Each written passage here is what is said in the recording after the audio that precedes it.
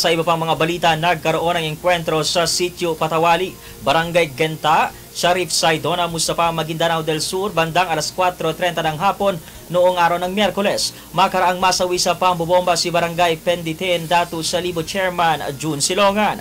Ito ang kinumpirma sa bandera ni Stevie Cotabato ni 601st Infantry Brigade Commander General Uriel Pangcog. Ang naganap na engkwentro ay pagitan sa grupo ng Daulah Islamiyah Sub-Leader Commander Budsal laban sa ilang supporter ng nasawing barangay kapitan. Patuloy ang pangangalap ng impormasyon ng militar kung mayroong namatay o nasugatan sa engkwentro ng magkabilang panig. Nakaantabay ngayon ang militar at PNP sa lugar upang mapanatili ang kaayusan, katahimikan at makaraang maganap ang engkwentro.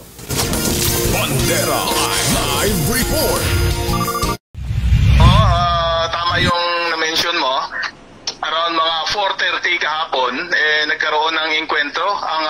Ito ay grupo ng 118 MILF Base Command. Nakalaban nila is yung grupo ng mga sub-leader ng, ito alam natin, sub-leader ito ng Daulah Islamiyah Turaipi Group, Commander Butsal. Ano nangyari? Kasi nandun din lang naman yan sila sa community, no? So ma-picture out natin, napakalawak ng lugar, pero may mga tawag dito, mga nakatira din doon, may mga tao din doon, mayroong MILF doon actually, so may mga community sila doon.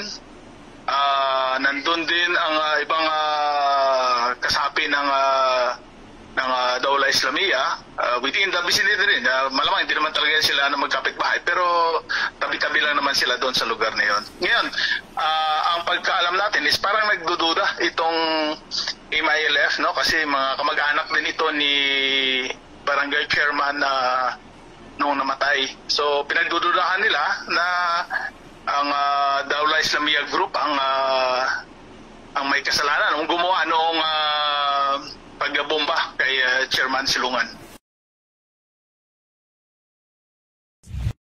Bandera Reports Afternoon Edition.